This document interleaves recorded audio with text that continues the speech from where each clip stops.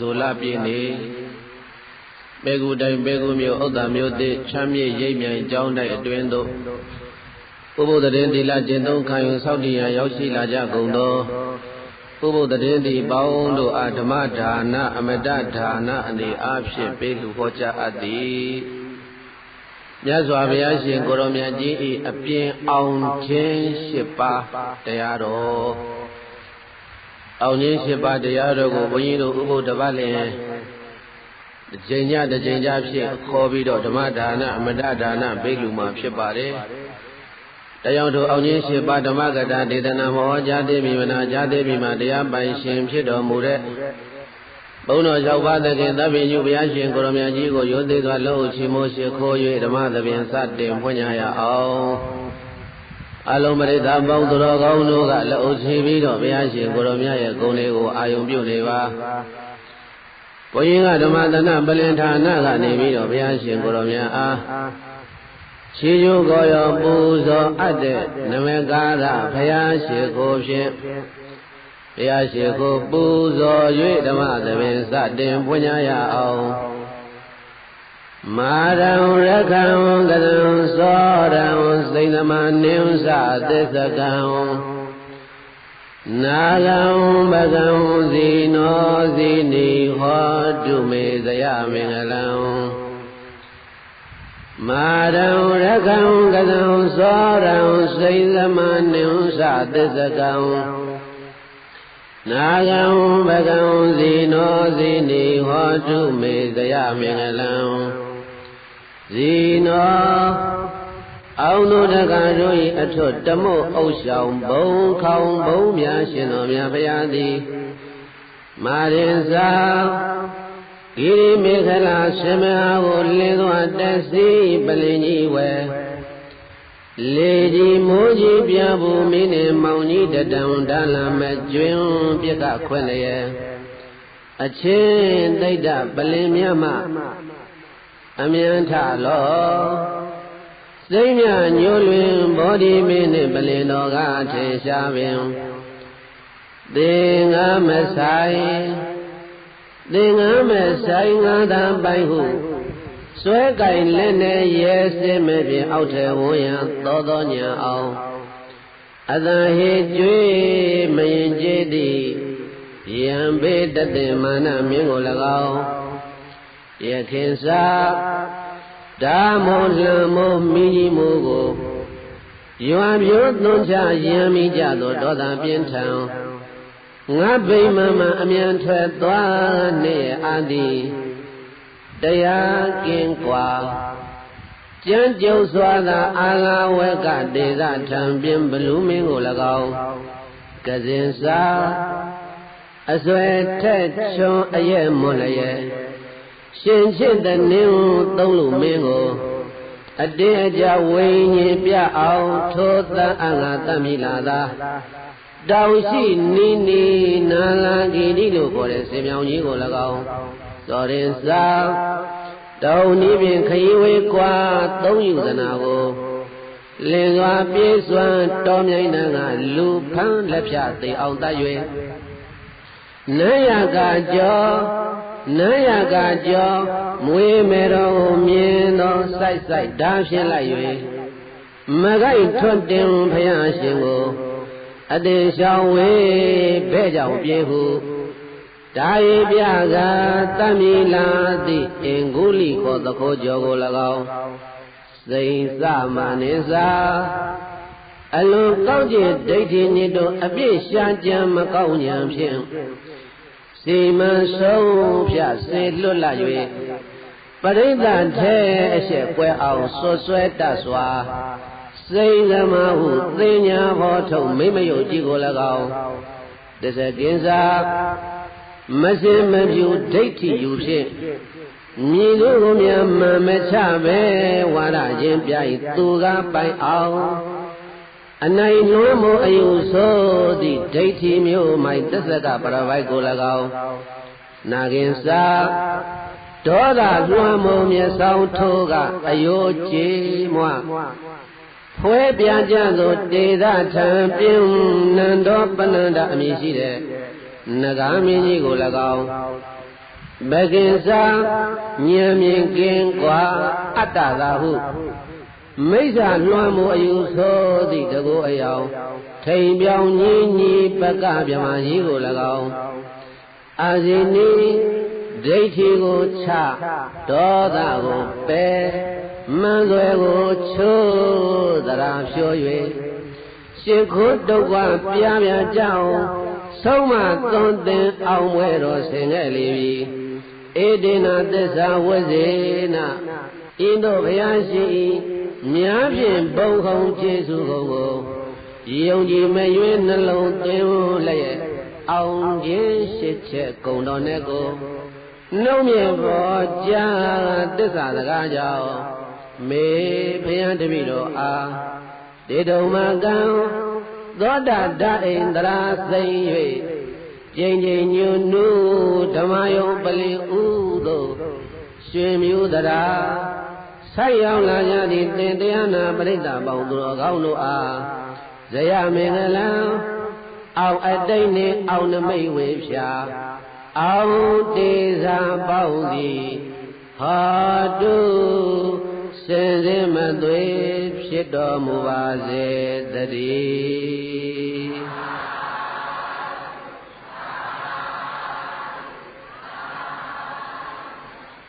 ဆိုလိုက်ပါရှေ့ရမျက်နာဒေတာများကနေကြညာတဲ့မြတ်တဝါကိုယ်စိတ်နဲ့ဖြာကြည်သာလန်းလို့သီတာစံတို့ဘုံဗမာဆေးရဲဆိုတာပဲခါမရှိတဗ္ဗဒုက္ခိတာအိစီတံလိုရာပြေဝစွာအောင်တပြင်းညောင်ရည်လောင်းလို့သုတောင်းအခါကတပြေနုရွယ်အဝါဇေယတုသဗ္ဗမင်္ဂလာအနောက်ရမျက်နာဒေတာများကနေကြညာတဲ့မြတ်တဝါကိုယ်စိတ်နဲ့ဖြာကြည်သာလန်းလို့သီတာစံတို့ဘုံဗမာဆင်းရဲဆိုတာပဲခါမရှိတဗ္ဗဒုက္ခိတာအိစီတံလိုရာပြေဝစွာအောင်တပြင်းညောင်ရည်လောင်းလို့သုတောင်းအခါကတပြေနုရွယ်အဝါဇေယတုသဗ္ဗမင်္ဂလာတောင်ရမျက်နာဒေတာများကနေကြညာတဲ့မြတ်တဝါကိုယ်စိတ်နဲ့ဖြာကြည်သာလန်းလို့သီတာစံတို့ဘုံဗမာဆေးရဲဆိုတာပဲခါမရှိသဗ္ဗဒုက္ခိတာ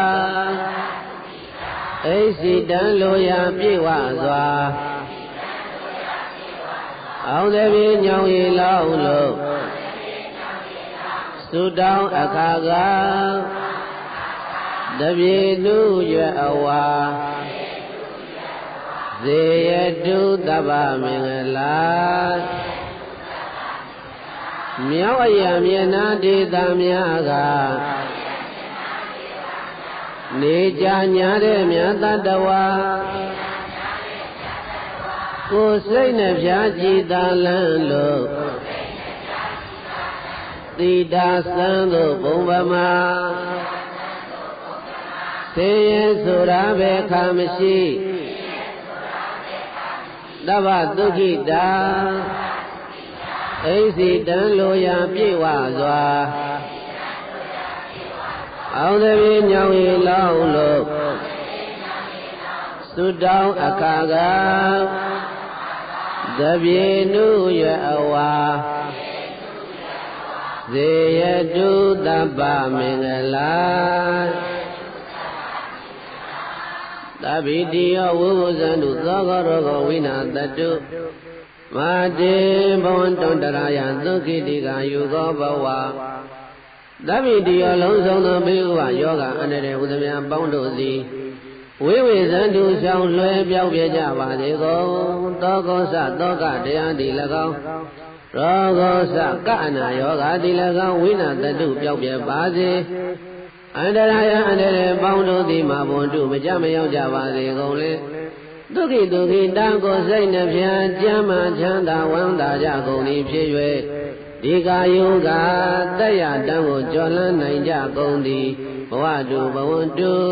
ကောင်းစွာမဲ့သွေဖြစ်နိုင်ကြပါစေကုန်တည်း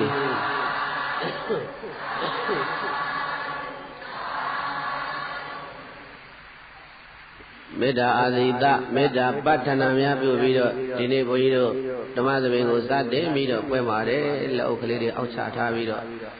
ကိုရည်ချေထိုင်နိုင်မဲ့ဣရိယာပုဂ္ဂိုလ်ပြင်ပြောင်းထိုင်လို့မြတ်စွာဘုရားရှင်ကိုရောမြတ်ရဲ့အပြင်အောင်ခြင်းနံပါတ်1ဖြစ်တော်မူတဲ့မနတ်သားအောင်တော်မူကံတရားဘွေတို့မြေတိုင်းစတင်ပြီးတော့နာကြားကြည့်ကြရအောင်လို့တရား3ခုကဆုံလပြည့်နေ့တရား3ခုကဆုံလပြည့်နေ့ညနေဆောင်ပေါ့ဘုန်းကြီးတို့ဗုဒ္ဓဘာသာတွေသိနေတာကမြတ်စွာဘုရားဟာကဆုံလပြည့်နေ့မှာဘုရားဖြစ်ကိုရောက်တယ်လို့ဒီလိုသိတယ်ကဆုံလပြည့်နေ့ညနေဆောင်ဘုန်းကြီးတို့သာသနာတော်ရဲ့ထုံးတမ်းစင်လာလေးကိုဘုန်းကြီးနည်းနည်းလေးပြောမယ်ဘုန်းကြီးတို့သာသနာတော်ရဲ့ထုံးတမ်းစင်လာကအာယုန်တက်ကိုပဲယူတယ်အာယုန်တက်သွားရင်ဒါတနေ့ကူးတယ်လို့ဒီလိုသုံးတယ်ဒီနေ့ခေတ်ကတော့ဘယ်လိုသုံးလဲည12နာရီကိုဘက်ကိုတနေ့ကူးတယ်အဲ့ဒီမှာလွဲနေတယ်လွဲရကဆုံလပြည့်နေ့ဗုဒ္ဓနေ့ကဆုံလပြည့်နေ့ဗုဒ္ဓနေ့ဆိုတော့ကဆုံလပြည့်နေ့ညနေကြောင်းထိအောင်ဘုရားမဖြစ်သေးဘူးအလောင်းတော်ဘုရားပဲရှိသေးတယ်ကဆုံလပြည့်နေ့ညနေထိအောင်ဘုရားမဖြစ်သေးဘူးသို့တော့ဘုန်းကြီးတို့ကိုတော့ကယူတဲ့အယူကကိုတော့ကယူတဲ့နိုင်တတ်မှတ်ချက်ကဆုံလပြည့်နေ့အာယုံတက်ပြီးမှကဆုံလပြည့်ကျော်တရက်နေ့ကိုကူးတယ်ဘုန်းကြီးတို့ဒီနေ့မှတ်နေတာက12နာရီနောက်ပိုင်းဆိုလို့ရှိရင်ဆိုကြပါတော့ဒီနေ့ဒါဝါဒလာပြည့်နေ့ဆိုလို့ရှိရင်ဝါဒလာပြည့်နေ့ည12နာရီခွဲပြီး12နာရီကျော်သွားတာနဲ့ဟိုဘက်ကဝါဒလာပြည့်ကျော်တရေလို့ဒါကလောကလူတွေကသတ်မှတ်တာဘုန်းကြီးတို့သာသနာတော်နီးနဲ့သတ်မှတ်တာကအခုကဆုံဒီဝါဒလာပြည့်နေ့ညဟာ12နာရီလဲဝါဒလာပြည့်နေ့ညပဲတစ်ချက်လဲဝါဒလာပြည့်နေ့ညပဲည2နာရီလဲဝါဒလာပြည့်နေ့ညပဲ3နာရီလဲဝါဒလာပြည့်နေ့ညပဲ4နာရီခွဲဆိုမှ4နာရီခွဲပြီးခိုးဘက်ကိုမှဝါဒလာပြည့်ကျော်တရက်နေ့လို့ဘုန်းကြီးကတရက်နေ့ကိုဝင်တယ်လို့အဲ့လိုသတ်မှတ်တာဒီနေ့လူတွေသတ်မှတ်နေတာက12နာရီနောက်ပိုင်းည12နာရီခိုးဘက်ဆိုရင်တော့ကိုယ်ပဲကူးပြီလို့ဒီလိုတွက်တယ်အထူးသဖြင့်တော့ဘုန်းကြီးတို့လူတွေပါတွေသေတဲ့အခါအာသုဘရက်တွက်ရင်အဲ့လိုတွက်ကြတာပဲ12နာရီည10နာရီတို့ဆိုတာဟိုဘက်ကတရက်ရတယ်မမဟိုဘက်ကတရက်ကဘာမှမရှိဆိုကြပါစို့ည7နာရီမှာဆုံးတယ်ဆိုလို့ရှိရင်အဲ့ဒါဟိုဘက်ကတရက်ရသွားတာတနာရီနဲ့တရက်ရသွားတာအဲ့လူတွေတွက်တဲ့အတွက်ဘုန်းကြီးတို့သာသနာတော်တနည်းကတော့အဲ့လိုမတွက်ဘူးအာယုံတက်ပြီးမှဆိုတရက်တွက်တယ်အဲ့တော့ကဆုံလပြည့်နေ့ကမကုန်သေးဘူးကဆုံလပြည့်နေ့ညနေချမ်းအချိန်ပေါ့ဘုန်းကြီးတို့များစွာဘုရားအလောင်းတော်သိတ္တထမင်းသားဟာအဲ့ဒါဘောဓိပင်ကြီးကိုကြွားလာတယ်ဘယ်ကနေကြွားလာတယ်ဆိုနေရင်းသရမြစ်ကနေများစွာဘုရားအလောင်းတော်ကြွားလာကြွားလာတော့အဲ့ဒီမှာလမ်းထဲမှာဘသူနဲ့တွေ့တုံးလို့ဆိုတော့သုတ္ထိယလို့ခေါ်တဲ့နွားစာတွေမြင်းစာတွေရိတ်ရောက်နေတဲ့မြတ်ထမ်းသမားနဲ့တွေ့တယ်အဲ့ဒီမြတ်ထမ်းတဲ့သုတ္ထိယကလားကမြတ်ထုံလေးထမ်းပြီးတော့သူကလည်းညနေဆောင်တော့သူ့မြတ်တွေပါတွေတုတ်တုတ်နဲ့ရိတ်ပြီးတော့ပြန်လာတာအဲ့ဒါလူဆိုလို့အဲ့ဒီသုတ္ထိယလို့ခေါ်တဲ့အဲ့ဒီမြတ်ထမ်းသမားကလားနဲ့တွေ့တော့အဲ့ဒါမြတ်စွာဘုရားသူကြည့်တယ်ဘုရားအလောင်းတော်ကိုကြည့်တယ်အိမ်ကြီးတဲကောင်းပါလားသွားတာလာတာနေတာထိုင်တာငါတို့ကတခုခုပေးခြင်းတယ်ပေးတာပဲလှူတယ်ဆိုတော့ဒါနတွေပဲဘယ်သိရုံမှလည်းဘုရားမှပွင့်သေးပဲနဲ့ငါသူ့ကိုတခုခုပေးခြင်းတယ်အဲ့တော့ငါရှိမှပါလဲငါရှိမှမြက်တွေပဲပါတယ်အဲ့ဒါသူ့ကိုငါမြက်ပေးမယ်သူကသူဘာလို့လှုပ်ရှင်တာလှုပ်ဆိုပြီးတော့အဲ့ဒါသုတ္ထိယလို့ခေါ်တဲ့မြတ်ထမ်းသမားကလားကသူ့အိတ်ထဲကထုတ်ပြီးတော့ဗာလဲမြက်အများကြီးမဟုတ်ဘူးပြည့်တိုင်းမြက်လေးရှစ်ဆုပ်တယ်မြက်လေးဆုပ်လေးရော့ကိုတော့တဆုပ်ရော့ကိုတော့တဆုပ်ရော့ကိုတော့တဆုပ်နဲ့မြက်လေးရှစ်ဆုပ်လက်ထက်ထည့်ပြီးတယ်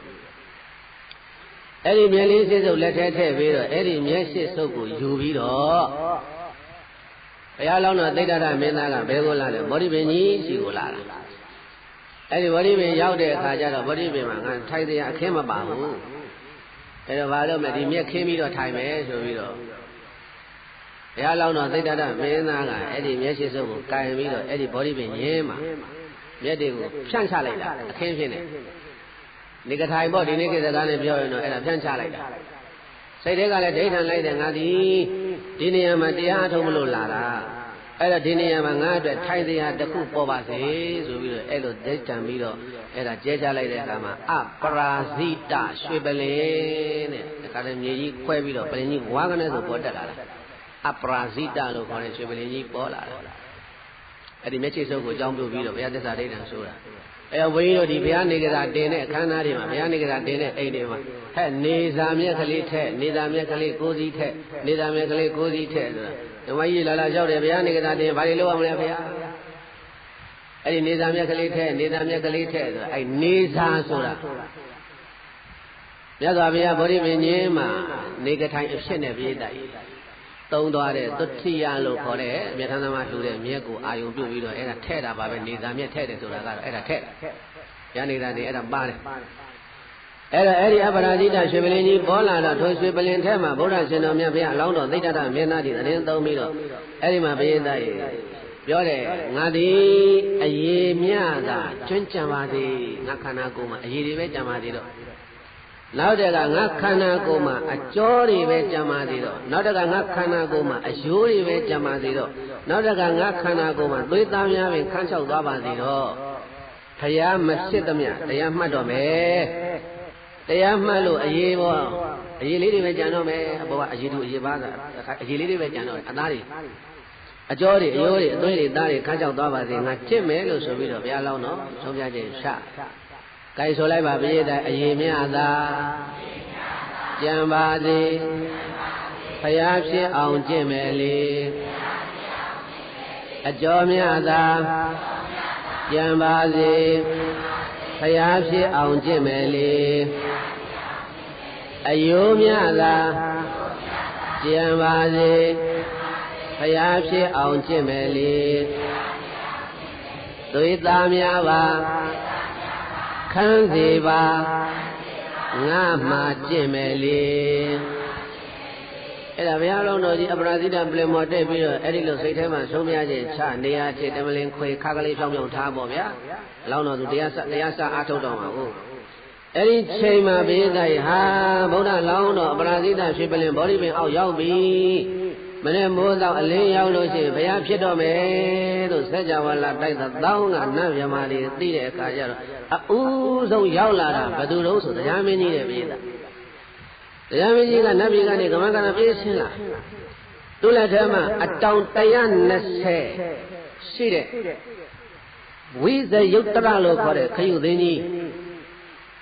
ဝိဇယုတ်တရလို့ခေါ်တဲ့ခရုသင်းကြီးအတောင်120ရှိတယ်အဲ့ဒီခရုသင်းကြီးထမ်းပြီးတော့တရားမင်းကြီးကအဦးဆုံးပြေးလာတာသူကဒါဘုရားဖြစ်လို့ရှိရင်ခရုသင်းမှုတ်ပြီးတော့သူကကောင်းချီးပေးမလို့အဲ့ဒီတရားမင်းကြီးရဲ့ဒီခရုသင်းကြီးကဝိဇယုတ်တရလို့အမည်ရှိတဲ့ခရုသင်းကြီးကတစ်ချိန်မှုတ်ထားလို့ရှိရင်4လကြာမှအတန်ဆဲတယ်လို့တစ်ချိန်မှုတ်ထားလို့ရှိရင်အဲ့မှုတ်ထားတဲ့အတန်4လနေမှဆဲတယ်ဝိဇယုတ်တရခရုသင်းကြီးရဲ့တတ္တိကအဲ့ဒါတရားမင်းလည်းရောက်လာတော့နောက်ကနေဘယ်သူရောက်လာလဲပင်စတိခနတ်သားပင်စတိခနတ်သားပင်စတိခပင်စဆိုတာငါတိခဆိုတာရောင်တုံးငါးတုံးထုံးလာတဲ့နတ်သားပင်စတိခနတ်သားဆိုတာအဲ့ဒီနတ်သားရဲ့ခေါင်းပေါ်မှာရောင်တုံးသေးသေးလေး5ခုရှိတယ်ရောင်တုံး5ခုရှိသောနတ်သားကိုပင်စတိခနတ်သားလို့ခေါ်တယ်အဲ့ဒီပင်စတိခနတ်သားကလည်းဟာတရားမင်းကြီးခူသိမ်းပိုင်ပြီးတော့ပြေးတယ်ဘယ်သွားမှလဲဆိုသူကနောက်ကလိုက်ချောင်းတော့ဟောဗောဓိပင်ကြီးလာဟန်ကလည်းမဖြစ်ဘူးလိုက်သွားမှဆိုသူကလည်းကမန်းကရံဘေလူဝလို့ခေါ်တဲ့စောင်းကြီးကိုဆွဲပြီးတော့လာဘေလူဝဆောင်းတဲ့စောင်းနာမည်ကအခုဘုန်းကြီးတို့ဘာလို့ဟောဟာသလူရှင်တော့ဘေလူတယ်မလားသူ့ရဲ့စောင်းဟာအုတ်ချီတီမဲ့အစင်းကဲဆိုရွှေရောင်တောက်နေပါဘူးအဲ့ဒါရွှေစောင်းကြီးပိုက်ပြီးတော့ပစ္စတိကနတ်သားကလည်းပဲအဲ့ဒါဆင်းလာဟာပစ္စတိကနတ်သားဆောင်းဆွဲပြီးတော့ပြေးတယ်ဘယ်သူဘယ်သွားပါလဲဆိုပြီးတော့သူ့ယာမနတ်မင်းကြီးကလိုက်ချောင်းတာနောက်ကနေပြီ ဘောဓိပင်အောက်မှာဘုရားလောင်းတော်သိတ္တထမင်းသားမနဲ့အာယုန်တက်ချိန်ဘုရားဖြစ်တော်မူတော့မှာပဲငါလည်းမိရဆွဲသွားမှာဆိုတော့အဲ့ဒါသူ့ရမနတ်မင်းကြီးကဘာဆွဲတာတော့ဆိုတော့သာမီရက်ကြီးထမ်းပြီးတော့ကမန်းကတော့ဘောဓိပင်ကိုပြေးလာတယ်တဲ့သာမီရဆိုတာဘုန်းကြီးတို့ဒီတောင်းတောင်တို့ဘာလို့ပုံစံမျိုးပေါ့တတ္တဝါတကောင်ရဲ့အမီးကိုသူရက်တောင်ပုံစံမျိုးလုပ်ထားတာအဲ့ဒါသာမီရက်ကြီးဆွဲပြီးတော့သူ့ရမနတ်မင်းကြီးကလည်းပြေးလာနောက်တကသူရမနမင်းကြီးရတောင်ကြီးဆွဲပြင်းသွားတော့ဘုရားလောင်းတော်ရဲ့မေတော်တော်ခဲ့ဘူးတဲ့မေတော်မာယာလူဘဝတုန်းကဘုရားလောင်းတော်ရဲ့မေတော်မာယာဒေဝီကဘုရားလောင်းမွေးပြီးတော့9ရက်နေတော့မေတော်မာယာနိုင်ဝဆံကံတော်ကုန်းနဲ့နိုင်ဝဆံကံတော်ကုန်းပြီးတော့မေတော်မာယာဘယ်မှာသွားဖြစ်နေတော့ဆိုတော့ဘုရင်တိုင်ဟိုဒါဝရိဏနတ်ပြည်မှာတန်တုတ်တိတနတ်သားဆိုပြီးတော့လူဘဝတုန်းကမိမမေတော်မာယာဒီကလေးဝေးပြီးတော့သိတ္တထဝေးပြီးတော့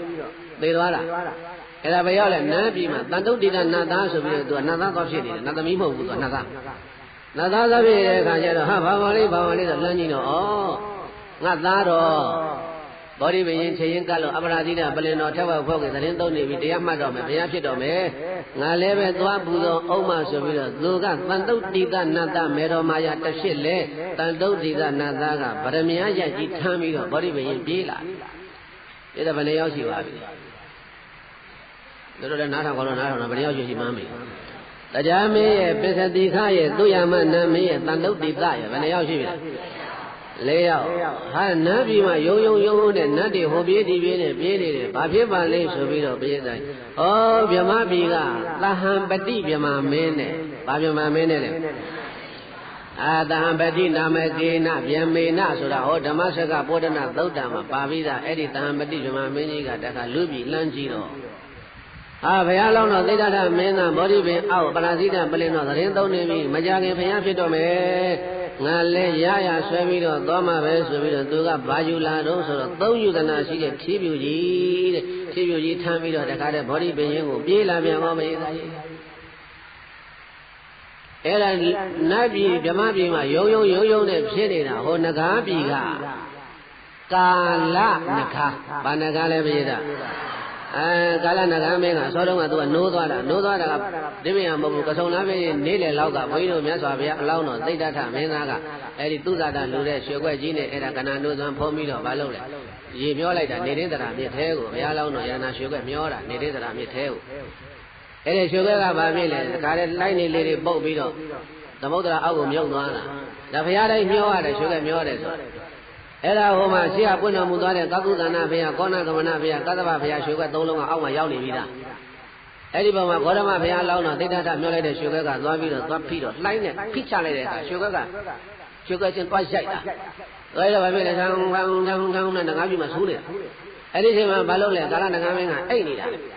ဒီရွှေခွက်ဆူတန်ကြားတဲ့အခါလမ်းပြီးတော့နိုးလာတော့မှလောကဘုရားတွေကလည်းခဏပွင့်လိုက်တာငါအေးတော်မဝသေးဘူးသူကတအားအိတဲ့နဂါမင်းလို့ပြောတယ်တော့မောဟကြီးတဲ့နဂါမင်းအဲ့ဒါသူအဲ့လိုခဏညီးတယ်အဲ့ဒါသူကဘုရားပွင့်တော်မူတယ်သူသိတယ်အဲ့ဒါကြောင့်ဘုန်းကြီးတို့ဒီဘုရားနေကတင်တဲ့အစီအစဉ်လေးအဲ့ဒါလေးတွေပါတယ်မရတိုက်နေရင်းတရာမြစ်ထဲမှာရွှေခွက်မျောတာမို့လို့ဘာလို့လဲဟဲ့လက်မလေးနဲ့ရေလေးထည့်တာ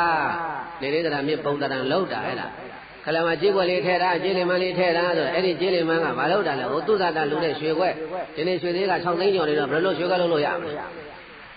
အဲ့ဒါဘာလို့လဲကြီးခွက်ပေါ့ကြီးခွက်လေးအလကောင်လေးထည့်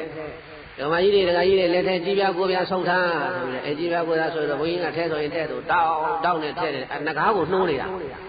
မလုံးနေတာလဲကာလနဂါအိတ်နေတာအဲ့ဒါသူနိုးအောင်လို့ဆိုပြီးတော့အတန်ပေးတာတွေကနေပြီးတော့ကြီးကွက်ချင်းရိုက်တဲ့အတန်ကိုတရံလို့သရုပ်တူအောင်သူကလုယူတာပြုတ်ယူတာဒီဥစ္စာကအဲ့ဒါနဲ့ကာလနဂါမင်းကလည်းပဲလူပြည်နန်းပြည်မှာဆူညာနဲ့ဘာတွေတော့ဆိုပြီးတော့လမ်းကြည့်လိုက်တဲ့အခါကျတော့ဂေါတမဘုရားလောင်းတော့ပွင့်တော့မယ်ငါလည်းသွားအောင်မယ်ဆိုပြီးတော့အဲ့ဒီနဂါမင်းကဘိသိုက်နဂမလေးတွေခေါ်ပြီးတော့နဂမကကြည်တွေလေးခေါ်ပြီးတော့ဘလောက်ပါလာတော့နောက်က8000ပါလာဘလောက်ပါလာလဲနဂမကကြည်တဲ့8000ကိုခေါ်ပြီးတော့သူကအဲ့ဒါဗောဓိမကြီးပတ်လည်းမှာနေရာယူပြီးတော့မြတ်စွာဘုရားရဲ့အဲ့ဒါခုံဗုဒ္ဓေဂါထာတွေသိယူပြီးတော့သူကတော့အတန်နဲ့ပူဇော်တာဩပိဿတိကနတ်သားကဗေလူဝဆောင်းတီးနေတာတရားမင်းကခယူသိန်းကြိုင်နာတာဩနတ်နှစ်ပါးကသူရမတို့တန်ုတ်တိတို့ကဗရသဟမတိတို့ကထိပူကြီးမို့ဟိုနတ်တွေကရက်တောင်လေးဗရမယရက်တွေသံမီးရက်တွေခတ်ပြီးတော့ ဒါကြောင့်အဲ့ဒါဘုန်းကြီးတို့ပြည်သားဘုရားနေတာတင်တဲ့အခါမှာဒီတကွန်ကုတ်ကသွားဝယ်ဆိုတာဒါတွေပြောနေတာသူကထီးပါရမယ်ထီးတယ်လည်းပါရမယ်ဒါဗြဟ္မာမင်းကိုင်းနဲ့ထီးပဲဒီထီးရအဲ့ဒီမှာရက်တောင်ပါရမယ်ရက်တောင်ပေါ်ရမယ်ဆိုဇက်ကူညက်ထားတာကဇက်ကူလေးကိုဒုတ်လေးနဲ့ကတ်ထားတာဒါအဖြစ်လို့တာဟိုမှာတကယ်ဘုရားနေတာတင်မယ်ဆိုဗရမ ्या ရပါမှာဗရမ ्या ကဈေးကြီးတယ်ဘယ်သူကလုံနိုင်မှာလဲအဖြစ်ပဲပေါ့ဟုတ်တယ်မဟုတ်လားဗရမ ्या ရပါရမယ်သမီးရပါရမယ်ဒါတွေလောက်ရမှာသူကအဲ့ဒါသူကအဲ့ဒါဂါထာတွေရွတ်ပြီးတော့အဲ့ဒါပူဇော်နေတော့ဟိုဆက်ကြဝဠာပေါက်တိုက်တသောင်းကနတ်တွေယမတွေကလည်းဘာတွေယူလာတော့ဆိုတော့ပန်းဆိုင်နေတဲ့ပန်းဆိုင်ဆိုတာတွဲလောင်းဆွဲတဲ့ပန်းတွေအဲ့ဒါပန်းဆိုင်တွေယူလာတယ်နောက်တဲ့ကနဂါမှုတ်တွေ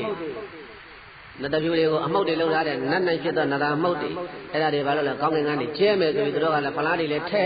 ပြီးတော့အဲ့ဒါတွေယူပြီးတော့လာတယ်ဘုရားအဲ့ဒီလိုတရားမင်းကြီးကအစဆက်ကြဝဠာပေါင်းတိုက်သောင်းကနတ်တွေမြမာတွေပူဇော်ပွေရာတွေကြိုင်ဆဲပြီးတော့မြတ်စွာဘုရားရှင်ကိုရောမြတ်အလောင်းတော်သိဒ္ဓရမင်းသားကိုဝိုင်းပြီးတော့ပူဇော်နေတဲ့အချိန်ဘုရားရဲ့အဲ့ဒီမှာမာနရောက်လာတယ်။မရောက်လာတယ်လေ။မာနမရေးချအပေါ်ကရားကောက်လေးတတ်ထားတယ်။မန်ဟုတ်ဘူးမာရဆိုတဲ့စလုံးကနေတော့မာနလို့ခေါ်တာ။မရေးချရားကောက်အပေါ်ကအတတ်တင်လိုက်တာ။အဲ့ဒါမန်ဆိုတာဒီလိုပြောတာမာနဖို့မရေးချပါတယ်အဲ့ဒါဆိုလိုက်ကြပါလို့ဒီနေ့ကဘုန်းကြီးတို့ပြည်သားအလွယ်ပြောနေတဲ့အဲ့ဒီမာနပေါ့မာနကဘယ်ကနေလာတာတော့ဆိုလို့ရှိရင်မာနနေတာကဝတ္တဝတိနတ်ပြည်ကဘယ်ပြည်ရလဲသတုမာရေတာဝရိဏယာမတုတိတာနေမန္တတိပရဏိမိတဝတ္တဝတိအထက်ဆုံးထပ်ပဲဒါပေမဲ့လို့အဲ့ဒီထက်ဆုံးထနတ်ပြည်၆ထက်ထက်ဆုံးနတ်မှာမာနဟာအကြီးဆုံးလားဆိုလို့ရှိရင်မဟုတ်ဘူးပိဋကအဲ့ဒီဘုံကိုပိုင်တဲ့ဝတ္တဝတိနတ်မင်းကြီးဆိုတာရှိတယ်တဲ့ဝတ္တဝတိနတ်မင်းကြီးကအဲ့ဒီဘုံကိုပိုင်တာဝတ္တဝတိနတ်မင်းကြီးကအဲ့ဒီဘုံကိုပိုင်တာသူကဘာလို့လဲအဲ့ဒီနတ်မှာနတ်ဆိုးကြီးတဲ့ဘုရားလူလောကမှာလူတွေလူဆိုးတွေရှိတယ်လို့အဲ့ဒီနတ်လောကမှာလည်းပဲနတ်ဆိုးကြီးဖြစ်တဲ့မာနဟာဝတ္တဝတိနတ်ပြည်မှာနေပါတယ်သူကိုယ်၌ကတော့ဝတ္တဝတိနတ်ဘုံရဲ့နတ်မင်းကြီးမဟုတ်ပါဘူးသို့တော့သူ့ကိုနတ်တကာကချင်းတယ်ထေခဏဟိဆိုသွားမကြည့်နဲ့မာနဆော်လိုက်ပြီထေခဏဟိဆိုသွားမကြည့်နဲ့မာနဖြစ်နေပြီသူ့ကိုနတ်ပြည်တစ်ပြည်လုံးကလည်းယွန်ရှာနေတဲ့နတ်သို့တော့သူ့ကိုတော့အထင်သွားမလေးနဲ့ပြေးတိုက်သူ့လိုပဲနတ်ဆိုးနတ်ဝါနတ်မိတ်ဆာတွေအများကြီးအပေါင်းအသင်းလုပ်ပြီးတော့မွေးထားတယ်အဲ့တော့သူကကောင်းတာလုပ်တဲ့လူနတ်ဗြဟ္မာတတ္တဝါဘသူမှန်တယ်များကိုသူကအကုန်လိုက်ပြီးတော့ဖျက်ဆီးနေတာသူများကောင်းတာလုပ်လို့ရှိရင်ဖျက်ဆီးတယ်ဒါမာနပဲအဲ့တော့ဗာဖြစ်တယ်သူများအလုံးလုံးနေတယ်ဥမာလူတယောက်လာတယ်လာဖြစ်တယ်မင်းလည်းကွာမာနဝင်လာပြီးမာနကြနေတာလက်ဖျက်ဆီးနေတာပဲဒါမာနရဲ့ရာဇဝင်ကအဲ့လိုရှိတယ်သူကအဲ့ဒါသူ့တကယ်ချင်းအပေါင်းအသင်းနတ်ဆိုးနတ်ဝါတွေကိုတခါတည်းသူပေါင်းသင်းလာတာသူ့အဆုသူရှိတယ်ဘေးသားရဲ့အနတ်ကောင်းဆောင်ကြီးပေါ့အဲ့ဒါဘုန်းကြီးတို့ဒီခုဘုရားဖြစ်မှဒီမာနကလာတာမဟုတ်ဘူးဘုန်းကြီးတို့ဘုရားလောင်းတော့တက်တော်29မှာတောထွက်တော်မူတယ်ဒါတော့ရာဟုလာဘွားတဲ့နေ့ခုလိုဝါသောလာပြည့်နေ့ပေါ့ဝါသောလာပြည့်နေ့ညသကောင်းရန်ချိန်မှာဘုရားလောင်းတော်သိဒ္ဓတမင်းသားကန္တကမြင်းနဲ့ဆန္ဒအမခေါ်ပြီးတော့ဘုရားလောင်းတော်သိဒ္ဓတမင်းသားတောထွက်တော်မူတယ်အဲ့တောထွက်တော်မူတဲ့အခါကျတော့အဲ့ဒီမှာဘုန်းကြီးတို့ပြည်သားမာနကဝတ္တဝတိနတ်ပြည်ကရှင်းလာပြီးတော့ဘုန်းကြီးတို့ဘုရားလောင်းတော်ကိုလာပြီးတော့တားဘူးတယ်တဲ့မာနိခမမဟာဝီရဧတောတေတတ္တမေဓိနေဒိဗံတုသက္ကယေတနံအတ္တပါတုဝိတ္တိမဟာဝီရလုံလကြီးမအိုအလောင်းတော်မင်းသားမာနိခမတောထွက်၍သာယဟန်မပြုပါနဲ့ဒီကနေလာပြီးကာစီလာလို့ဟိုကမန်းကနေထွက်လာတဲ့အထွက်ကိုအဲ့ဒါလာတားနေတယ်မင်းသားတဲ့မာနိခမတောထွက်၍သာယဟန်မပြုလိုက်ပါနဲ့သူ့အကြောင်းထုံးတာငါလည်းကတားနေတာမဟုတ်ဘူးလေအကြောင်းရှိလို့တားနေတာတဲ့ဣတောဤနေမှတတ္တမေဓိဝသေ9ရက်မြောက်ရောက်လာသောနေ၌တေလုံလာကြီးမာလောင်းတော်မင်းသားအတွက်ဒိဗ္ဗနတ်၌ဖြစ်သောအနုဘောနှင့်ရှင်သောစက္ကံယတနံစัจ जा ယရဏတိအတ္တမချိုဧကအမှန်စင်စစ်ပန္တုဘဝိတတိထေရှားမြတ်မောက်ဆိုင်ရောက်၍လာလိမ့်မည်တကား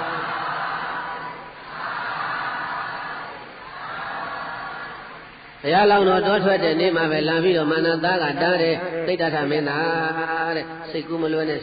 နဲ့ဒီနေ့ညမှာရာဟုလာဖွာတာရတော်ရမျက်နှာငယ်သွေးနုနုတန်းနုနုနဲ့မိနေခန်းထဲမှာပဲရှိသေးတယ် đúng không? Còn này vậy bị sách chạm em sẽ lấy mẹ, mà này ở đây là đã. Đây là đôi bây giờ lâu nữa, hết mà nó nấu sốt rồi bây giờ đây là bây giờ lâu nữa sốt đốt thôi rồi, tôi gặp bây giờ cũng lấy lại cháo này, mà bây giờ chạy next year này, bây giờ chạy thì bây giờ mới phải ông tay ông lấy rồi bây giờ, đây là bây giờ tại nấu cái này lấy lại cháo này, ông bỏ đi bây giờ, giờ rồi bây giờ gì có đâu nhỉ? Cái dòng đó mua ra của tỷ lệ tiêu tôi là nó số nó quá, nó sẽ đi được có bây giờ, hết câu này là ra. Đây là mấy đôi khăn áo của trong là mới phải ông phán thế ra khăn áo của được nắp bông ra màu đỏ vậy này bẩn lú bông ra đi tay bông ra đi đây là mà nó cái đi mà xem là cái này cả bộ mà xin lâu biết đâu mà xem là làm gì thế còn này mấy đôi lá mấy đôi khăn áo của comment cái nào phán thế này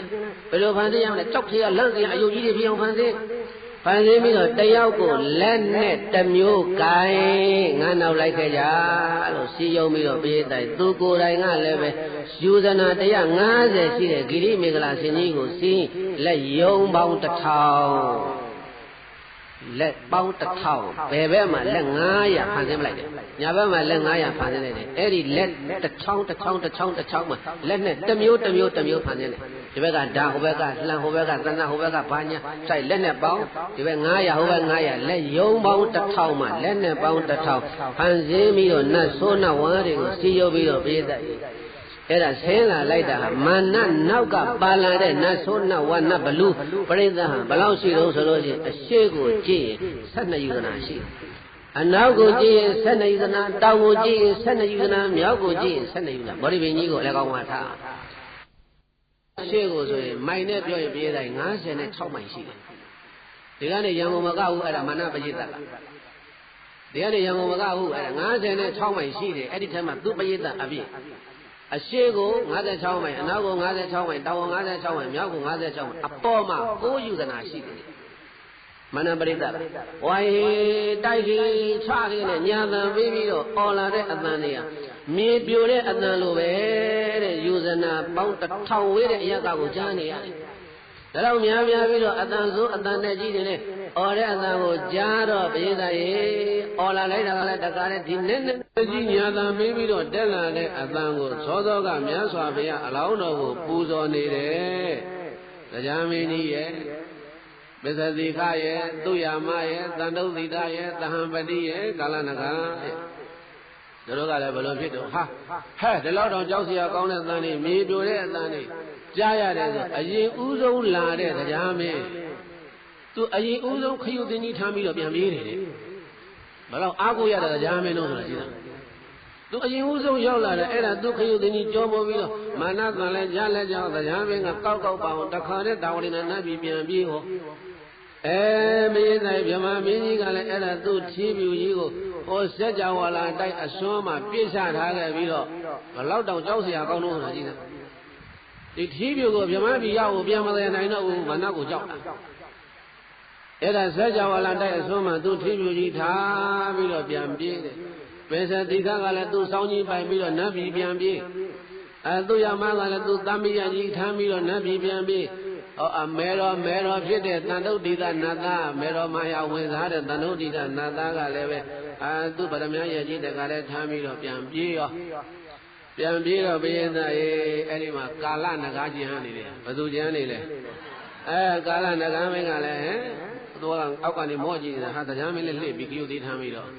ဗြဟ္မာမင်းလည်းပဲထီလူကြီးပြချပြီးတော့ပြေးပြီးဟိုအမေတော်ခဲ့တဲ့တန်တုဒ္ဒိတနာသလည်းကိုသားလေးတယောက်တည်းရှိနေတာဒီမှာနည်းပါကိုကြီးမဲ့စိတ်မကူဘုရင်သားသူလည်းပြန်ပြေးတာပဲ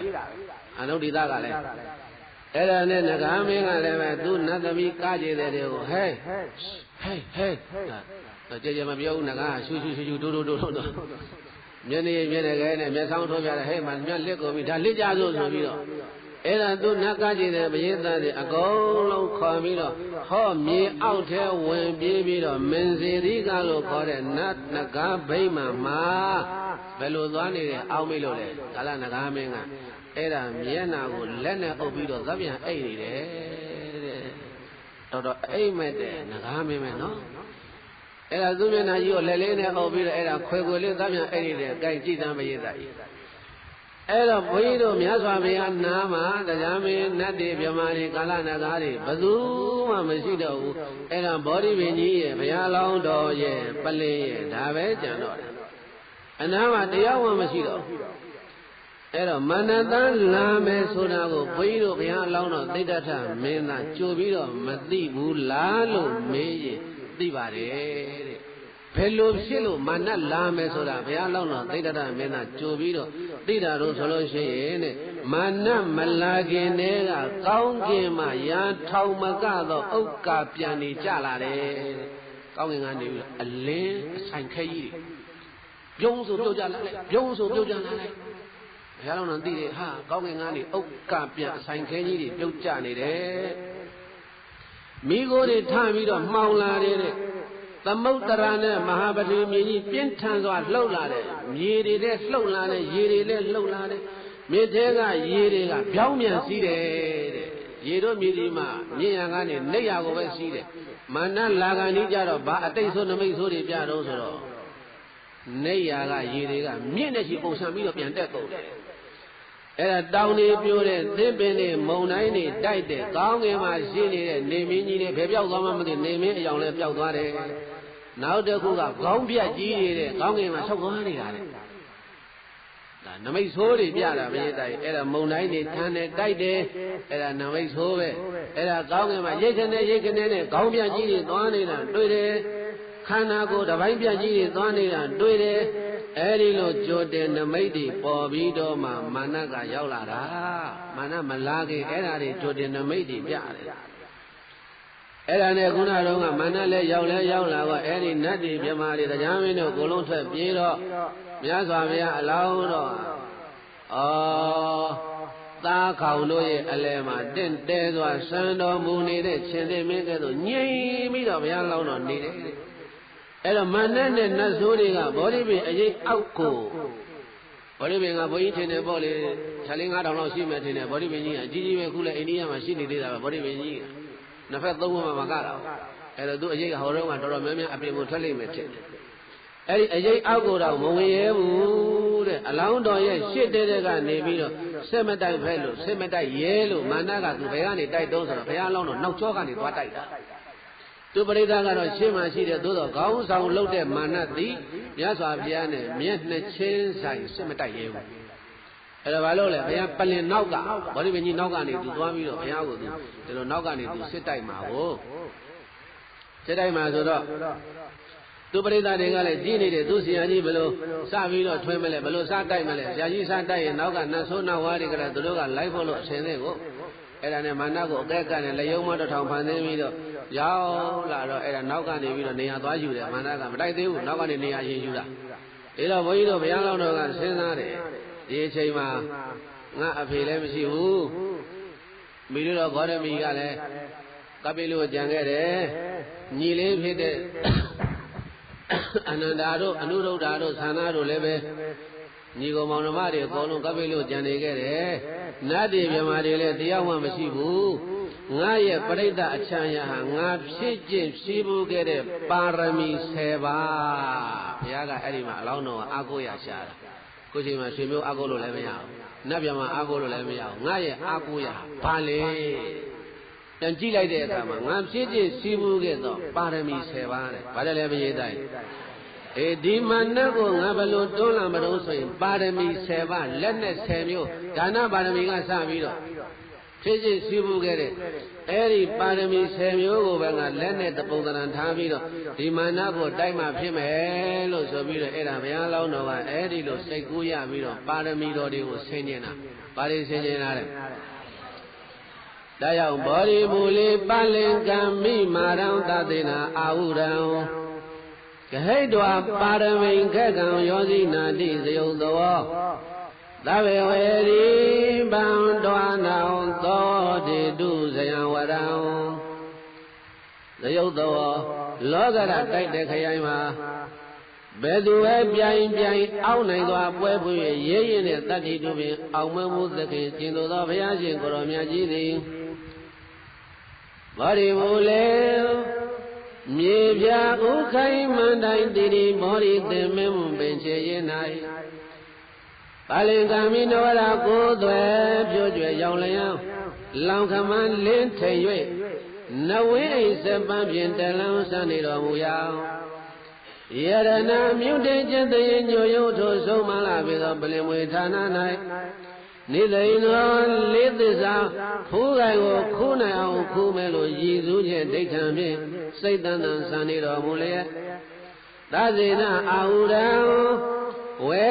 ရာရှေ့နောက်တောင်ကြီးတွေပေါက်သလောဘယ်ကလောက်အင်အားဂရီပေါင်းမများသည်ဟုတွက်သား၍မရနိုင်စပွဲကြီးကျယ်ငြိမ်ညောင်းစင်းတဲ့အပေါင်းဖြင့်အဆောင်ထက်မြဲလက်နဲ့ဆုံးအစုံမိကုံရန်ကုံစွမ်းကုန်နှင့်တကွချီတဲ့၍လာသောမာရံလောကရတခွင်လုံးကိုသိမ့်ကြုံကဆိုပိုင်၍ငါလက်ကင်လုံးမယ်လို့ယုံမာတဲ့အကြံအဖြစ်မှန်ပွားထောင်းတောင်မာနမယုတ်ကောင်ကိုပါရမီကလံတသိန်းနဲ့၄သိန်းစီဘဝတိုင်းပြည့်မပြည့်အောင်အထွေထွေရှိဘူးဖြေဘူးခဲ့တဲ့မဟာဝတိပါရမီတော်ထက်မြက်လက်သုံးတော်စိန်တန်လျက်ကိုဟိတဝါရင်မှုဖို့ပြိုင်လာလေအနိုင်သာခွင့်မဲ့လို့ရဲတင်းစွာကိုင်ဆောင်တော်မူပြီးတော့ဇိနာတိခုတ်ထွေပြန်ပိုင်းပြီးတော့အလိုရှိတိုင်းအောက်မြင်တော်မူခဲ့ပါပြီတော်ဒီနောဘောဓိပင်ချေပလင်ဝဲဝဲအသေးသေးမှန်ကိုင်းကိုမြန်မဆိုင်ဖြည့်ချိုးရစရကိုဖွင့်တော်မူသောထိုဘုရားရှင်ကိုရောမြတ်ကြီးသည်သဗ္ဗဝေရီတွင်ယံပြေယံဘေးယံအန္တရာယ်သွဲသွဲဝဝရှိသည်မြအနိဋ္ဌအလုံးစုံတို့ကိုပန္တဝနာကိုရောတကိုစွမ်းကုန်နှိုး၍ဖြည့်ချိုးပယ်လျက်နဲ့ကန့်တော်မူ၏သောဝရံတွေလည်းကြုံငယ်ဆုံးငယ်ပြီးတောင်ကောင်းဆုံးထူးစွန်၍မုံများဆုံးလည်းဖြစ်တော်မူပါမိထသောဇယံတွင်ပနတံဘေးရန်ဟူသည်များတို့ကိုယခုပြစ္ဆုတ်ပံမှာလည်းအောင်နောင်သန္တရာမှာလည်းအနိုင်ရဖြစ်လေရဘဝမှာမဟာဇယဆိုတဲ့အောင်ပွဲကိုတေတုဒုက္ခကေဝေယံဘေးမဆိုင်အခေါင်ခိုင်း၍ချမ်းသာတဲ့အရာတွေ့ရအောင်အထူးသဖြင့်ပေးသနာတော်မူပါမြတ်စွာဘုရား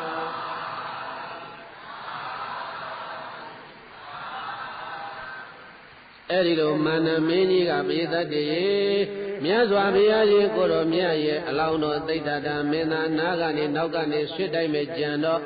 ဘုန်းကြီးတို့ဘုရားလောင်းတော်ကပါရမီကကံတသိန်းနဲ့၄သိန်းရှိဘဝတိုင်းသတ်မဲ့ပြအောင်အထွေထွေရှိဘူးဖြေဘူးတဲ့မဟာဝတိပါရမီထက်မြက်လက်သုံးတော်စိန်တန်လျက်ကိုမာနတော်ဆွတ်တိုက်နေပြီငါအာကိုရာပါရမီ7ပါးပဲအဲ့ဒီလိုနှလုံးသွင်းနေတဲ့အချိန်မှာမေတ္တတေမာနဟာလက်နဲ့9ပါးကိုတစ်ခုပြီးတစ်ခုဖန်ဆင်းပြီးတော့လွတ်တယ်တဲ့နံပါတ်1လက်နဲ့ကလေပွေမုံတိုင်းနဲ့ဗမုံတိုင်းနဲ့လေမုံတိုင်းတိုက်တယ်ဘယ်လောက်ပြင်းထန်တဲ့လေလဲဆိုရင်လေသုံးယူဒနာလောက်မြင့်တဲ့တောင်ကြီးတွေတော့အပိုက်မိုက်ပြတ်သုံးယူဒနာမြင့်တဲ့တောင်ကြီးတွေတယူဒနာ7မိုင်နဲ့ဒါပြတော်လီ24လောက်မြင့်တဲ့24မိုင်လောက်မြင့်တဲ့တောင်ကြီးတောင်အပိုက်မိုက်အပြတ်တခါနဲ့ပြတ်ပြီးတော့ထွက်ရတယ်တဲ့အဲ့ဒီလိုပရမပြင်းထန်တဲ့လေပြင်းမုန်တိုင်းနေတိုက်ခါမှာတော့လဲပဲအလောင်းတော်ရဲ့သင်္ကန်းစာလေးတောင်မှလေမတိုက်ဘူးတဲ့နေရာမရွေ့ဘူးတဲ့ဒီသားနာကိမုန်တိုင်းနဲ့10သားမကတိုက်လိုက်တာဒီမာနဟာသို့တော်လည်းပဲပြေးတဲ့ဘုရားလောင်းတော်သင်္ကန်းလှုပ်တော့မလုပ်ဘူးတဲ့အဲ့ဒါမာနဘုရားရှင်ကိုယ်တော်မြတ်ကိုပရမအဦးဆုံးပြစ်လွတ်တဲ့လက်နဲ့ကမုန်တိုင်းလက်နဲ့ဗာလက်နဲ့လေအဲ့ဒီလိုတိုက်တော်လည်းပဲဘုရားလောင်းတော်ရဲ့သင်္ကန်းစာလေးတောင်မှလေမခတ်ဘူးဆိုတော့မာနကမကျေနပ်ဘူးမုန်တိုင်းဆဲသွားတော့မာနကအလောင်းတော်တော့အခုလောက်ဆိုရင်စီစီညံ့ညံ့ကြေလောက်ပြီလို့မုန်တိုင်းလဲငြိမ်ရောဘေးသက်တည်းကြည့်လိုက်တော့ဘုရားလောင်းတော်ကငြိမ်လို့ သူစိတ်ထဲမကျေနပ်တော့ကဲလောက်တောင်ဖြစ်တဲ့ဘုရားလောင်းတော့နောက်ထပ်လက်နဲ့ပြစ်မယ်တဲ့မိုးလက်နဲ့တဲ့ဘာလက်နဲ့တဲ့လဲကောင်းကင်ကနေပြီးတော့ရွာချတဲ့မိုးတွေဟာမေသားတွေဘလောက်တောင်မှရေရဲ့အင်အားဘလောက်တောင်လဲကြီးတုံးဆိုလို့ရှိရင်မြေကြီးကအခေါင်းပေါက်ကြီးတွေဖြစ်သွားတယ်တဲ့ဒီမှာကောင်းကင်ကကြားတဲ့မိုးဆက်ကလေးကြည့်လိုက်တဲ့ဝကြအပေါက်ကလေးဖြစ်မာနရွာချတဲ့မိုးဟာဘလောက်မိုးဒီမိုးပေါင်းဘလောက်ကြီးတုံးမကြီးတုံးဆိုတာအဲ့ဒီမိုးတစ်ပေါက်မှရင်မြေကြီးအခေါင်းကြီးဖြစ်သွားတယ်အဲ့ဒီလောက်ပြင်းထန်တဲ့ကောင်းကင်ကနေပြီးတော့မိုးလက်နဲ့တိုက်ပြီးတော့ဘုရားလောင်းတော်ကိုရွာချတော့ပြုံနဲ့ဒီနေ့သာသွတ်တာဟောတော့ဘုရားလက်ထက်ကသွတ်မရှိလို့သွတ်တာရှိရင်မရသားရေနန်းကြီးလို့ခံနိုင်မှာတော့မဟုတ်ဘူးအခုကိုသွတ်ပေါ်ကြတဲ့ဒီရေပေါက်တန်တော်မှသွတ်တန်ကဆူးနေတာပဲဆိုမနတ်ရွာချတဲ့မိုးဟာမြေကြီးတောင်မှအပေါက်ကြီးတွေဖြစ်အောင်မိုးသီးမိုးပေါက်ကအဲ့လောက်ကြီးကြီးတာလေအဲ့ဒါခေါင်းပေါက်ကြီးပြီးတော့ဟာဒီလောက်ဆိုရင်တော့ဖြင့်ဘုရားလောင်းတော်တော့သေလောက်ပြီဆိုပြီးတော့အဲ့ဒီမိုးလက်နဲ့ရန်လဲရပြီးတော့ကြည်လဲတော့ဘုရားတိုက်အလောင်းတော်ရဲ့သင်္ကန်းခြီစလေးတောင်မှမိုးမစိုးဘူးတဲ့ဒီလိုပြည့်လဲမရပါလားတော်တော်ကောင်းပါလားပဲနာဘာထပ်ပြည့်ရကောင်းလို့ဆိုလို့ရှိရင်ကြောက်ခဲမိုးဘာမိုးလဲကြောက်ခဲမိုးတွေရွာတယ်ကောင်းငင်ကနေပြီးတော့ရွာချလိုက်တဲ့ကြောက်ခဲမိုးတွေဟာအခွန်လျံနေထွင်ပြီးတော့တလုံးကိုဘလောက်လောက်ရှိလို့ဆိုရင်အိမ်လုံးနေလောက်ရှိတယ်တဲ့အဲ့ဒီလိုအခိုးတွေထွက်နေတဲ့အိမ်လုံးလောက်ရှိတဲ့ကြောက်ခဲမိုးကြီးတွေကိုမာနသားကပြေးလိုက်ကောင်းငင်ကနေပြီးတော့ရွာချတဲ့အာရအောင်ရွာချလို့ပြီးတဲ့အခါကျတော့ဒီလောက်ဆိုရင်တော့သိလောက်ပြီသိတတ်တာတော့ကြောက်ခဲမိုးရွာတာရပ်ပြီးတော့ကြည်လဲကောဘေးသတည်းရဲ့အဲ့ဒီမာနရွာချလိုက်တဲ့ကြောက်ခဲလုံကြီးတွေကနတ်ပန်းကုံကြီးတွေနတ်ပန်းလုံကြီးတွေဖြစ်ပြီးတော့ဘုရားလောင်းတော်ရဲ့အနားမှာလာပြီးတော့စုပုံပြီးတော့ကြလာတယ်ဟာငါပြစ်လိုက်တော့ကြောက်ခဲလုံကြီးတွေပါဘယ်နဲ့ပြစ်လို့ကိုနတ်ပန်းကုံတွေနတ်ပန်းလုံကြီးတွေဖြစ်ကုန်လည်းမသိမကျင်တဲ့ဘုကထမ်းရွာမယ်ကွာဘာရွာတော့ဆိုရင်ဘေးသတည်းလက်နဲ့မိုးရွာတယ်ဘာမိုးတယ်လဲလက်နဲ့မိုးတဲ့ကောင်းငင်ကနေပြီးတော့အသွားနှစ်ဖက်ရှိတဲ့ဓာလက်နဲ့မျိုးတွေမိုးရွာချတယ်လို့ပဲတဲ့ကောင်းငင်ကနေပြီးတော့မန္တကဖန်ဆင်းပြီးတော့လက်နဲ့မိုးရွာတယ်အလောင်းတော်ရဲ့ပါရမီခုံကြောင့်လက်နဲ့တည်းဟာမြတ်လေးပါးရှင်းကဲသို့ဖြစ်ကုန်တယ်တဲ့ဘုရားရှင်ရောက်တော့ပန်းနေဖြစ်ကုန်တယ်လက်နဲ့ကဒါနဲ့မကျေနပ်တော့နမ5ဘာမိုးရွာတော့ဆိုတော့မိကြီးမိုးရွာတယ်ဘာမိုးရွာမိကြီးမိုးဆိုတာဒီမှာမိကြီးခဲတွေမိတွေရဲနေတဲ့မိသွေးခဲတွေအဲ့ဒါကောင်းငင်ကနေပြီးတော့အနှံ့ပစ်ချတယ်သို့တော်လည်းပဲအဲ့ဒီမိကြီးမိုးတွေဟာမြတ်စွာဘုရားလောင်းတော်ရဲ့အနားမှာမူလေးပန်းအဖြစ်နဲ့လာပြီးတော့ကြပါတယ်နမ6အနေနဲ့ပြာပူမိုးတွေကောင်းငင်ကရွာချတယ်တဲ့ပြာပူတွေဖန်ဆင်းပြီးတော့တခါတော့တုံချတာဟောဘုရားလောင်းတော်နားရောက်တော့စန္ဒကုမှုတ်တွေဖြစ်ကုန်တယ်နောက်တကဘာမိုးရွာလဲသဲပူမိုးရွာတယ်ကောင်းကင်ကသဲတွေကြားလာတယ်သဲပူကြီးတွေပြောနဲ့ကြားဘုရားချင်းရောက်တော့နတ်ပန်းတွေဖြစ်ကုန်တယ်နောက်တကပြည်တိုင်းနမရှိရွှွညွန်မိုးရွာတယ်ဘာမိုးတယ်ကောင်းကင်ကနေပြီးတော့ရွှွညွန်အပူတွေကောင်းကင်ကနေပြီးတော့လောင်းချတယ်သို့တော်လည်းပဲဘုရားလောင်းတော်ရဲ့ချင်းရောက်တော့နန့်သာသွေးထားတဲ့နန့်သာပြစ်တွေဖြစ်ကုန်တယ်တဲ့ကဲဒီလိုလက်နဲ့ရှင်မျိုးနဲ့မှမရရင်နောက်ဆုံးလက်နဲ့ထုတ်သုံးမယ်နောက်ဆုံးလက်နဲ့ကအမှောင်ထိုက်တယ်ဗါတယ်လေပရိသတ်အမှောင်တိုင်းကြီးဖန်ဆင်းပြီးတော့မြတ်စွာဘုရားအလောင်းတော်ကိုကြောက်အောင်ဆောက်တာလူဟာလာကွယ်နေညတကောင်ရံအချိန်မိုးတွေကလည်းမှောင်နေတောအုပ်အလဲထဲမှာလူတယောက်တည်းသွားထိုင်လူကဘာဖြစ်လဲဘာမှမမြင်ရရင်စိတ်ကချောက်ချားလာမှောင်နေသူ့လည်းငါမမြင်ကိုယ့်လက်တောင်ကိုပြန်မမြင်ဘူးအဲ့လောက်ထိအမောင်တို့ကြီးကြီးဆိုတဲ့အမောင်တက်ကြီးထဲမှာနေရရင်လူကအလဲကနေကြောက်လာတယ်အဲ့ဒါကြောင့်ဘုရားလောင်းတော်သိတ္တထာကိုလည်းပဲကြောက်လန့်ပြီးတော့သေအောင်ဆိုပြီးတော့ဘာလို့လဲမာနကဘေးသားရေအဲ့ဒါတခါနဲ့လောကဓာတ်တစ်ခုလုံးအမှောင်တိုက်ကြီးဖန်ဆင်းတော့ဘုရားလောင်းတော်ကဲမာနကတော့သူ့လည်းငါမမြင်ရတော့ငါလည်းသူမမြင်ရအောင်သူတော့အမှောင်တိုက်ကြီးဖန်ဆင်းပြီအဲ့တော့ဘာလို့လဲဘုရားလောင်းတော်ကခန္ဓာကိုယ်ထဲကမွေးညင်းလောက်ရှိတဲ့ရောင်ကြီးတော်လေးတစ်ခုလွှတ်လိုက်တယ်တဲ့ အချီကျိုးလောက်ရှိတယ်အချီကျိုးလောက်ရှိတယ်မွေးညင်းပင်လောက်ရှိတယ်ကြောင်ကြီးလေးတစ်ခုဘုရားလောင်းတော်ခန္ဓာကိုယ်တွေကလွတ်ထုတ်လိုက်အဲ့လိုလွတ်လိုက်တော့ဘိယတရေ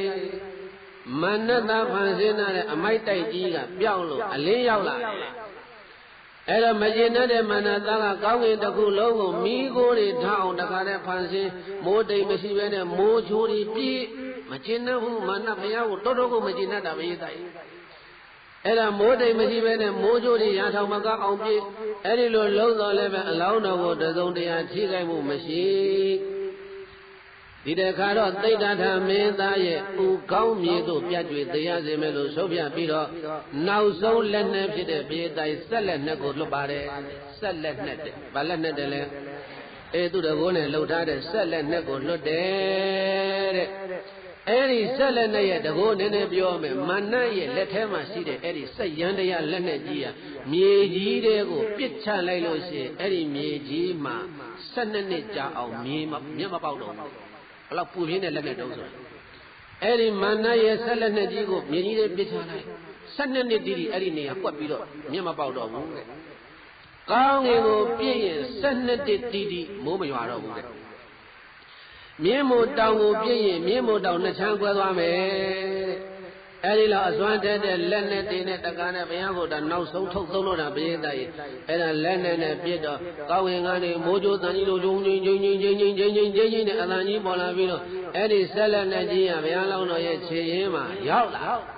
ဘုရားနာလဲရောက်လဲရောက်တော့ဘာဖြစ်သွားလဲခြေတုပ်တဲ့ကျိုးတဲ့ဟိုတုန်းကတော့တောတွေမှာခြေတုပ်တဲ့နေရာအဝိဇ္ဇာတွေကိုခြီးပြီးတော့ကျိုးလေးပုံသဏ္ဍာန်ရက်ထားတာအဲ့ဒါခြေတုပ်တဲ့ကျိုးလေးလိုပဲခွေလေးရတာကြလာတယ်နောက်ဆုံးလည်းနဲ့တိုက်တော်လဲပဲအလောင်းတော်ဘာမှမဖြစ်တော့မာနကခြေပဲကိုင်းပြီးလက်မကိုင်းပြီးဖြစ်ပြီးတော့ဟဲ့ကောင်လေးဘာလို့ရက်ကြည့်နေကြတာလဲသတ်ပါတော့လားဖြတ်ပါတော့လားနဲ့သူပရိသတ်ကိုညာသံပေးပြီးတော့ပိသတ်တွေသူကိုယ်တိုင်ကလည်းပဲကိရိမင်္ဂလာရှင်ကြီးဘောကနေမြားကင်ပြီးတော့အပရာဇိတပလင်နာကိုကတ်တယ်မြားကြီးတင်ပြီးတော့ကင်ပြီးတော့ပရာဇိတပလင်နာကသိတ္တထပလင်ဘောကနေအမြတ်ရှင်းတော်လို့ဘုန်းကြီးတို့ဘုရားလောင်းတော်ကိုအတင်းမောင်းချရတဲ့အခါကျတော့မာနသားလို့မောင်းချတော့ဘုရားလောင်းတော်ကဟဲ့မာနဒီအပရာဇိတပလင်တော်ဟာတက်ပလင်ဖြစ်တယ်လို့ပြောနေတယ်သင်မှာတတ်တည်ပြเสียပါရှိလဲဒါငါပလင်ဘုရားကချင်းငါပလင်ဘာလို့တက်နေလဲမာနကလည်းဘုရားအတင်းမောင်းချတယ်အလောင်းတော်ကိုဘုရားလောင်းတော်ကလည်းမသေးဘူးလက်နဲ့9မျိုးပြစ်တယ်နောက်ဆုံးမရတော့ဆက်လက်နဲ့ပြစ်တယ်ဘာမှမဖြစ်ဘူးဘုရားလောင်းတော်အဲ့ဒါမကျေနပ်တော့ညာတံပေးပြီးတော့မြားကင်ပြီးတော့ဆင်းဆိုပြီးတော့အဲ့ဒါဘုန်းကြီးတို့ဘုရားလောင်းတော်အတင်းမောင်းချတော့မြတ်စွာဘုရားအလောင်းတော်ကပြောတယ်ဟဲ့မာနဒီပလင်ဟာတဲ့ပလင်ဖြစ်တယ်လို့တဲ့မှာဘာသက်တည်ရှိလဲပြောဆိုတော့မာနကဒီပြည်လူတွေကိုသက်တည်ပြနေဘာမှအကျိုးမရှိဘူးဟောကြည့်ဟာငါနောက်ကပါလာတဲ့ငါပရိသတ်အဲ့ဒီငါပရိသတ်ငါသက်တည်ပဲလို့ဆိုပြီးတော့မာနကလျုံဆန်းတန်းပြီးတော့ပြောလိုက်တယ်ဟဲ့ကောင်လေးဒီပလင်ကဘယ်သူပလင်လဲမာနကသူပရိသတ်သူလည်းမေးတာဟဲ့ကောင်လေးဒီပလင်ကဘယ်သူပလင်လဲဆိုတဲ့အခါကျတော့နတ်ပရိသတ်တွေကပြောတယ်အဲ့ဒါတို့ဆရာကြီးပလင်ပဲတို့ဆရာကြီးပလင်ပဲဟုတ်တယ်အဲ့ဒါငါတို့ဆရာပလင်ပဲနောက်ကနတ်ဆိုးနတ်ဝါတွေကတတ်သိခံတယ်ဘာလို့လဲပရိသတ်ရဲ့နတ်ဆိုးနတ်ဝါတွေကအဲ့ဒီမှာတတ်သိခံတယ်တဲ့မြေပြိုတဲ့အတန်လိုပဲပရိသတ်ရဲ့အဲ့ဒီမှာဆုံညံပြီးတော့လာတာဒီတော့မှဘုရားလောင်းတော်ကမာနရဲ့ပရိသတ်ကိုဟန်တာတော်မူပြီးတော့တော်တော်ကောင်းတဲ့သက်သေမယုံရင်ငါမိမ့်မှမေးကြည့်ပါလားဆိုတာတဲ့သိုးနေတယ်နင့်ဟာကအဲ့တော့နင့်ပရိသတ်ကနင့်ပြန်ပြီးတော့ထောက်ခံမှာပေါ့ပရိသတ်ကိုလည်းဟန်တာပြီးတော့ဘုရားလောင်းတော်ကသဗ္ဗရမူလေကိလန္တံပသံတော်တရုဏံသုတံပိတာဝုဒက္ခိတံမာရံမေတ္တယံတော်တရားပရောတဏှာကရုဏာပြင်းပြသွားတဲ့မွေးတစ်ဖခင်ကျေးဇူးရှင်ဟာမိမိရဲ့ခြေမှာကစားနေတဲ့သားငယ်လေးကိုလက်ခြေတို့ဖြင့်ပုတ်ခစေကမူတဲ့ဖောက်ပေါက်ပြန်ပြုလုပ်စေကမူအမျက်ထွက်ရန်ဝေးသွားသားဟုသောခြေချင်းဖြင့်နှစ်သက်ကြည်မြူသွားသားကိုလည်းပြင်းဖန်ပြီးတော့မိမိရင်ဝင်ထက်မှာအိတ်စေသလိုဥပမာလေးပေးတယ်မြတ်စွာဘုရားရှင်ကိုရောမြတ်ရဲ့စိတ်တော်ကိုအလောင်းတော်ရဲ့စိတ်တော်ကိုဒီမှာကိုသားလေးရင်ဝင်နေထည့်ထားတယ်သားကအဖေပါရိုက်တယ်အဖေနှာခေါင်းဆွဲတယ်အဖေကိုရင်မောက်ကိုခြေထောက်နဲ့ဆောက်ကန်တယ်ဒီသားကကိုရင်ဝင်ထဲမှာရှိတဲ့သားကအဖေကိုအမျိုးမျိုးသူလှုပ်နေတာ ဒါပေမဲ့လို့အဲ့ဒီသားကိုစိတ်ဆိုးဖို့ဝေးလို့အဖေကမလေးငါသားလေးမလေးငါသားလေးဖေဖေကိုကန်တယ်ငါသားလေးဖေဖေကိုရိုက်တယ်အဲ့ဒီလိုမေတ္တာကရုဏာကြီးမားသွားဖြင့်သားတို့ရဲ့ချစ်ချင်းမြင့်နှစ်တဲ့ကြည်ပြူစွာသားကိုလည်းပင်ဖက်ပြီးတော့မိမိရင်ွယ်ထက်မှာအိတ်သေးသလိုအခုလိုရံညိုးဖွယ်လာတဲ့မာနသားကိုတဲ့ဘုရားလောင်းတော်သည်ဖခင်စိတ်ဓာတ်နဲ့သီးခံတော်မူပြီးတော့စိတ်ထဲမှာလည်းနှလုံးမသားရမ်းဖို့တခုမှမပြုဘဲနဲ့မာနသားကိုမေတ္တာကရုဏာမိုးကိုရွာဖြိုးပြီးတော့မေတ္တာတရားတော်တရားပရောတမ္မာရံထုမာနသားကြီးကိုမေတ္တာတရားတော်မေတ္တာဤဟူသောကရုဏာမိုးကိုတရားပရောကောင်းစွာမသွေရွာသွန်းဖြိုးတော်မူလိုက်ပါပေသတည်း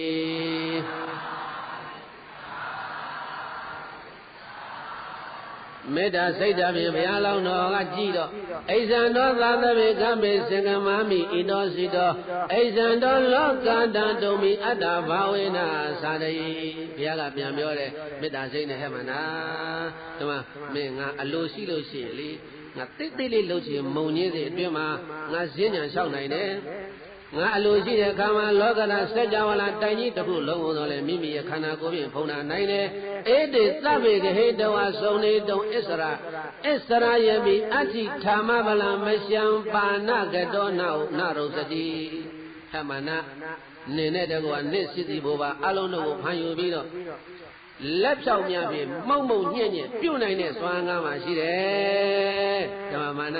မင်းသိပြီးတော့ကြီးတယ်မနေနဲ့မင်းပရိသတ်အလုံးကိုငါမှုံညံ့ခြေအောင်ခြေလို့ရတယ်သို့တော်လည်းပဲငါသည်အဋ္ဌိဌာမဗလံမရှံငါမှအဲ့ဒီလိုစွမ်းအားရှိတယ်ဒါပေမဲ့လို့ပါဏကတောနရုစတိသူများအသက်ကိုတတ်တဲ့လုပ်ငန်းကိုငါသည်မနစ်သက်ဘူးဘုရားလောင်းတော်ပလင်မောကနေပြီးတော့မာနကိုပြန်ပြောတယ်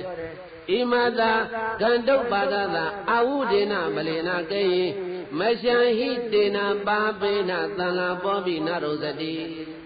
ဒီကောင်မြလောက်ပမာဏရှိတဲ့ဒီမာနကိုငါလက်နဲ့သုံးသဖြင့်တော့၎င်းကိုရင်ငါသုံးသဖြင့်တော့၎င်းဘယ်ကျိုးရှိမလဲလက်နဲ့လည်းမသုံးဘူးခန္ဓာကိုယ်လည်းမသုံးဘူးငါဒီရုပ်မှလောက်သောရုပ်မှသောမာနနဲ့ခုလိုစကားပြောနေရတာတော့မှတော်တော်ကိုလွန်နေပြီအဲ့ဒီတော့ဘုရားရှင်ကိုရောမြတ်အလောင်းတော်တိဋ္ဌတာမင်းသားကပလင်ကမ္မမဘာဝါယကိဉ္မထေညေနသက္ခိနာကမိတာမတ္တယဒါနာသက္ခိဟောတိအယမဟိအမနာငါဒီအပရာဇိတပလင်တော်ကိုလိုလားတောင်းတတော်မူလို့ဘဝများစွာသန္တရာမှာငါမလှူဘူးတဲ့ကုသိုလ်ကောင်းမှုဆိုတာမရှိဘူးမဆောက်ထိုင်ခဲ့ဘူးတဲ့သီလဆိုတာမရှိဘူးမကျင့်သုံးခဲ့ဘူးတဲ့ဒုက္ခရာအကျင့်ဆိုတာမရှိဘူးဘဝများစွာလှူဒန်းခဲ့တဲ့အလှူတွေကိုထားလိုက်အောင်ဝိသန္တရာဘဝတစ်ခုတည်းမှာတင်မတိမိဖုရားဇာလီကနာစိတ်သားတော်သမီးတော်တို့ကိုလှူခဲ့တဲ့အလှူကြီး9ကြိမ်လုံးမဟာပထဝီမြေကြီး9ခါသတ်သွက်ခါအောင်လှုပ်ဘူးတယ်ဝိသန္တနာဘဝဇတ်တော်အဲ့ဒီမှာဘုရားကပြန်ပြောပြတယ်မဒီလူတော်ကလည်းမြေကြီးလှုပ်တယ်သားတော်ဇာလီခဏစိန်လူတော်ကလည်းမြေကြီးလှုပ်တယ်ယခုကလောကရအလုံးကိုအောင်နိုင်ဖို့အတွက်ဒီပရာဇိတပလင်တော်မှာထိုင်တော်မူနေတဲ့သေမနာသားကစစ်ချီလို့လာတယ်ပြီးတော့ဒီမဟာပထဝီမြေကြီးနင်ဘာဖြစ်လို့မလှုပ်တယ်လဲလို့ဘုရားတို့ပိဿာရေမြတ်စွာဘုရားရှင်ကိုရောမြတ်မြေကြီးကိုတတ်သိပြုတယ်ဘယ်လိုတတ်သိပြုလဲမာနကသူနာပရိသတ်ကိုတတ်သိပြုတယ်ဘုရားလောင်းတော်ကမြေကြီးကိုတတ်သိပြုတယ်ဟဲ့မြေကြီးနင်ငါဝိသန္တနာဘဝတုန်းကလှူတော့ကနင်လှုပ်တယ်လေအခုနင်ဘာဖြစ်လို့မလှုပ်သလဲလို့ဘုရားရှင်ကိုရောမြတ်သိတ္တတာအလောင်းတော်မြေကြီးကိုတတ်သိထားလို့ဓမ္မမာနနေပရိသတ်ကအသက်ရှိတယ်ပရိသတ်ကနေမဲ့ကလိုက်မှာပေါ့ငါတက်တည်ပြမယ်ငါတက်တည်မြေကြီးပဲမြေကြီးဆိုတာအသက်မရှိဘူးစိတ်မရှိဘူးစိတ်မရှိအသက်မရှိတဲ့တတ်မဲ့ဝတ္ထုပစ္စည်းကိုပြရတာအဲ့ဒါငါအတွက်တက်တည်ပဲဆိုပြီးတော့ဘုန်းကြီးတို့ဘုရားလောင်းတော်ကမေးသတဲ့လက်ရလက်တော်ကိုသင်္ကန်းတွေကထုတ်တော်မူလို့မဟာပထဝီမြေကြီးကိုညွှန်ပြတော်မူတယ်အဲ့ဒါဒီနေရာလေးဘုန်းကြီးတို့နိဗ္ဗာန်ကုန်သမားတွေပြောတဲ့စကားလေးပြောတယ်ဒါရှင်မရတဲ့လက်ထားဖို့ဌာနီလေးဒါဘောဓိယောဘုရားယူမာလားဓမ္မစကြာဘုရားယူမာလားနိဗ္ဗာန်ကုန်ဆိုင်ရောက်ရင်တို့မေးတယ်ဘုရားပုံလိုချင်လို့ဆိုရင်ဘယ်ဘုရားပုံယူမလဲဘောဓိယောဘုရားတဲ့ဓမ္မစကြာဘုရားတဲ့အဲ့တော့ဘုန်းကြီးတို့ဘုရားလောင်းတော်ကတရားထိုင်နေတာဘယ်လက်ပေါ်ညာလက်တင်ပြီးတော့လက်ဒီလိုထပ်ပြီးတော့ဒီလိုထိုင်နေတာပဲပလင်ပေါ်မှာလိုထိုင်နေတာပဲတမနာလက်တိုက်တဲ့အချိန် အဲ့တော့ဘုရားကသက်တည်ပြမဲလို့ဆိုလဲဆိုတော့ဘုရားတိုက်လက်တစ်ဖက်ကိုဒီလိုမြေကြီးကိုလှမ်းပုတ်လိုက်တယ်လက်တစ်ဖက်ကပေါင်းပုံမှာတင်ရဲ့လက်တစ်ဖက်ကဒီမှာချရဲ့အဲ့ဒါဘောဓိပင်အောက်မှာနေတဲ့ပုံကိုအဲ့ဒါသူတို့နိဗ္ဗာန်ဘုံသမားတွေခေါ်အဲ့ဒါဘောဓိယောဘုရားတဲ့အဲ့ဒါဘောဓိပင်မှာထိုင်နေတဲ့ပုံအဲ့ဒါဘုရားဘာလို့လက်ကဒီတစ်ဖက်ကပေါင်းပုံတင်ထားလဲလက်တစ်ဖက်ဘာလို့ဒီမှာချထားလဲဆိုတာအဲ့ဒီမှာချထားတာကအဲ့ဒါဟိုမြေကြီးကိုလက်ညှိုးထိုးနေတာအဲ့မြေကြီးနေမသိဘူးလားမာနလာတိုက်နေတယ်နင်ငါဝိသန္တနာဘုရားကနင်လှုပ်တာအခုနင်ဘယ်လိုဖြစ်လို့ငြိမ်နေတယ်လဲဆိုပြီးတော့ပထမထားတော့ကလက်နှစ်ဘက်ကထားရဲ့တရားမှတ်မလို့ထိုင်နေတာအဲ့ဒါမာနလာလို့အဲ့ဒီလက်တစ်ဘက်ကဒီအောက်ကြပြီးတော့ဒီမြေကြီးကိုသာတက်သိထိုးတာအဲ့ဒါဘာဖြစ်လို့ဘုရားလက်တစ်ဘက်ကတင်ထားလဲဘုရားလက်တစ်ဘက်ချထားလဲဆိုတာသူများမေးလို့ရှိရင်အဲ့ဒါဖြေတာအောင်ဖြေနောက်တကဘုရားရှင်ဘမှာလက်ကပြီးတော့လက်လေးတော်လုံးနေတယ်ဘုရားအဲ့ဒါဘာလုပ်တာလဲအဲ့ဒါဓမ္မစကြာဟောတာဒီမှာလက်လေးချောင်းထောင်တာသစ္စာ၄ပါးရှိတယ်လို့လက်ထောင်တဲ့ဘုရားကသစ္စာ၄ပါးဟောတာအဲ့ဒါဓမ္မစကြာမုဒ္ဒရာလို့ခေါ်တယ်တိုင်ထားလိုက်တော့အဲ့တော့ခုနကတော့အခုဒီနောက်ကဘုရားသတင်းသုံးနေတာအဲ့ဒါဘောဓိယောဘုရားခေါ်တယ်လက်တစ်ဖက်ပေါင်းမတင်ထားတယ်လက်တစ်ဖက်အောက်ချထားတယ်အဲ့ဒါမာနကိုဒီမြေကြီးကိုမာနဆက်လာတိုက်လို့တက်တည်ထူတာပရိသတ်ကြီးအဲ့ဒါလက်ရလက်တို့ကိုသင်္ကန်းထဲကထုတ်လို့မဟာပထဝီမြေကြီးကိုညွန်ပြတော်မူလိုက်တယ်အဲ့ဒီချိန်မှာပဲပရိသတ်ကြီးမဟာပထဝီမြေကြီးတတ်သက်ခါကိုလက်ပတ်ပြီးတော့အသံနေမြည်ဟိမ့်ပြီးတော့လာတယ်တဲ့ဘုရားလောင်းတော်ရဲ့ပရိသတ်တွေကောင်းငင်ရံကနေပြီးတော့လည်းပဲမိုးကြိုးတန်နေမြည်ဟီးပြီးတော့လာတယ်မြင့်မို့တောင်ကြီးကိုပတ်ရန်နေတဲ့တောင်စဉ်ခုနှစ်ထပ်နဲ့ဟိမွန်တာတောင်ကြီးတွေကလည်းအသံနေမြည်ဟီးပြီးတော့လာတယ်စัจ java ဝလတတိုင်းလုံးကမီးလောင်နေတဲ့ဝါတော်ကြီးတို့တချောင်းမြောင်းနဲ့အသံနေမြည်ဟီးပြီးတော့လာတယ်မိုးတိမ်မရှိဘဲနဲ့ကောင်းငင်ကမိုးကြိုးတွေမီးကြီးမိုးပမာမိုးသည်မိုးပေါက်တွေတဝါဝါကြပြီးတော့လာတယ်မနတအဲ့ဒီချိန်မှာအားထားရကိုယ်ွယ်ရမရှိတော့ဘဲနဲ့အလွန်ကိုကြောက်လန့်ပြီးတော့ပြေးသားရဲ့စစ်အလံကြီးကိုလှဲလို့လက်နဲ့တထောင်ကိုစွန့်ဂိရိမေကလာရှင်ကြီးကိုလည်းလှဲ့မကြည့်တော့ဘဲနဲ့ခြေဦးနဲ့ဓုတဲ့ရမာနပြေးတယ်တဲ့မာနလည်းပြေးတယ်ပြီးတော့နောက်ကနေပတ်လာတဲ့နတ်ဆိုးနဝါရီဖယိုဖယပြိုကွဲပြီးတော့လေတိုက်လို့လွင့်စင်းထွက်သွားတဲ့ပြာမုံနေလို့ပြေးတဲ့ပြေးရင်လွှားရင်လည်းပဲဟောရောက်သွားလဲဝသဝတိနတ်ပြည်ကိုပြန်တက်သွားတယ်မဟာသက္ကေတရား၃ခုကဆုံလာပြီနဲ့ညနေနေမဝေးမီချိန်မှာဒေဝပုတ္တလို့ခေါ်တဲ့မာနသားကိုဘုရားလောင်းသည်အောင်မြင်တော်မူတယ်မာနလာတော့ကကြောက်ပြီးတော့ထွက်ပြေးသွားတဲ့တရားတွေမြမာတွေနဂါတွေကာလနဂါမင်းကြီးဟိုမှာအိတ်နေတယ်ဟောမှာတရားမင်းမြမာမင်းတွေကကြည်နေတဲ့ခလန်းလန်းကနေပြီးတော့ဘယ်သူနိုင်မလဲဒီပွဲကြီးဟာဘုရားလောင်းတော်ပဲနိုင်မလားမာနပဲနိုင်မလားနဲ့အဲ့ဒါခလန်းလန်းကနေသူတို့ကပွဲကြီးပြေးတာအနေနဲ့ကြည်နေတာအခုဘုရားလောင်းတော်ရဲ့သစ္စာစွမ်းအင်ကြောင့်မဟာပထဝီမြေကြီးသတ်သွက်ခါပြီးတော့မန္တကြီးကြောက်လန့်လို့ပြေးတဲ့အခါကျတော့မှနတ်တွေတရားတွေက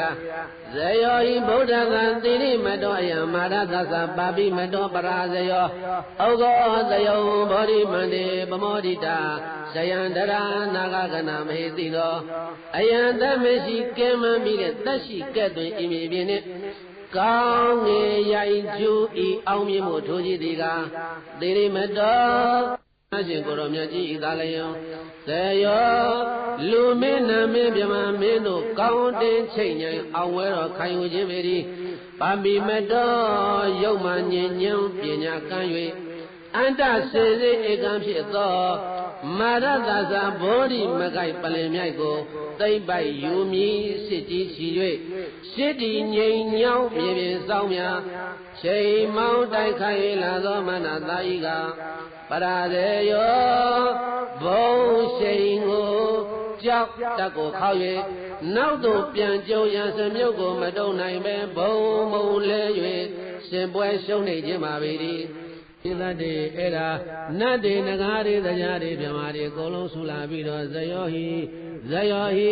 ဗုဒ္ဓသံသီရိမတောအယံမာရသသပါပိမတောပရာဇယောဩဃောသယုံဘောဓိမန္တေပမောဒိတာဇယံတရာနာဂကနာမဟိတိနောလို့အဲ့ဒါနတ်တွေမြမာတွေခါရကောင်းချီကျွေးကြော်ပေးတယ်တဲ့အဲ့ဒါဘုရားမဖြစ်သေးဘူးဘုရားမဖြစ်သေးဘူးနေမဝင်မီမှာဒေဝဗုဒ္ဓလို့ခေါ်တဲ့မာနသားကိုအောင်းတယ်။ကဲအဲ့တော့ဘုန်းကြီးတို့ပြည့်စုံသူတော်ကောင်းတို့ဒီနေ့အဲ့ဒါမာနအောင်ခံဒီမှာရင်ပြီးပြီအဲ့တော့မာနမင်းကြီးကိုအောင်းတော်မူတဲ့မြတ်စွာဘုရားရှင်ကိုရောမြတ်ရဲ့ဂုဏ်ကျေးဇူးတွေအာယုံပြီးလို့ဘုရားတပည့်တော်တို့လည်းပဲစိတ်ထဲမှာကြံစည်နေတဲ့အကြံစီတွေလောက်ကိုင်းဆောင်ရွက်နေတဲ့ လောက်ကိုင်းဆောင်ရဲနေတဲ့ဆောင်ရဲမှုလုပ်ငန်းတွေအောင်မြင်ကြပါစေလို့အဲ့ဒီလိုစိတ်ထဲမှာအာယုံပြုကိုင်းဆိုလိုက်ပါ6ပုံပိုင်မင်းမမင်းတွေဝါတထောင်လည်းယုံသူဘုံတေသာနတ်စီတီပေါင်းထောင်ဆောင်ဖြာဖြာပလင်တွဲစစ်ဘက်ပြိုင်လူလား6ပုံပိုင်မင်းမမင်းတေဝါတထောင်လည်းယုံသူဘုံတေသာနတ်စီတီပေါင်းထောင်ဆောင်ဖြာဖြာပလင်တွဲစစ်ဘက်ပြိုင်လူလားထိုသောကာလဗုဒ္ဓမြတ်စွာမာနတအာစကားချိုသာဘဝဘဝ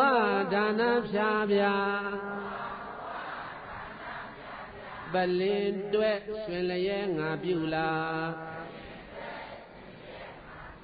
ထိုသောကာလဗုဒ္ဓမြတ်စွာ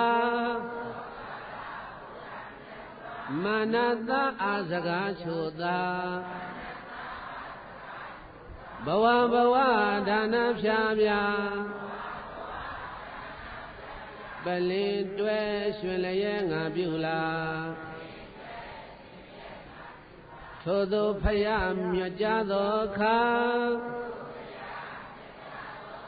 ရေမြေလေးလုံးချိတ်အောင်လာရာကြောက်လံမန်ယုံနောက်ဆုံးပြေးခွာအခေါင်နေအောင်ခြင်းမင်္ဂလာထိုသို့ဗုဒ္ဓနှုတ်ဟာသောခါရေမြေလေးလုံးချိတ်အောင်ခြင်းညာကြောက်လံမန်ယုံနောက်ဆုံးပြေးခွာအခေါင်နေအောင်ခြင်းမင်္ဂလာ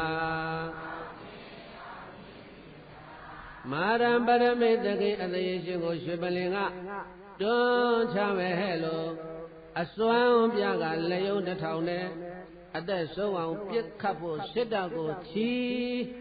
တဝီဝီလက်နဲ့စံတို့ဖြင့်တတက်တဲ့နဲ့တပွဲဝဲကြံပြစ်ခတ်လျက်စစ်သားရဲ့ထိန်သည်မာနကောင်ဆိုတဲ့နတ်စစ်ဘုချုပ်ကြီးကိုဇိနောဇယံဟောဘဝဘဝကအခါကားပင်ပါလာရပါတယ်ဒါနပါရမီဒီဟုသောတရားဓမ္မဖြင့်ဖယားကနိုင်ပြီဖယားကပိုင်ပြီဩတို့ဘုရားကပင်အောင်မြင်တော်မူခဲ့ပါပေတည်း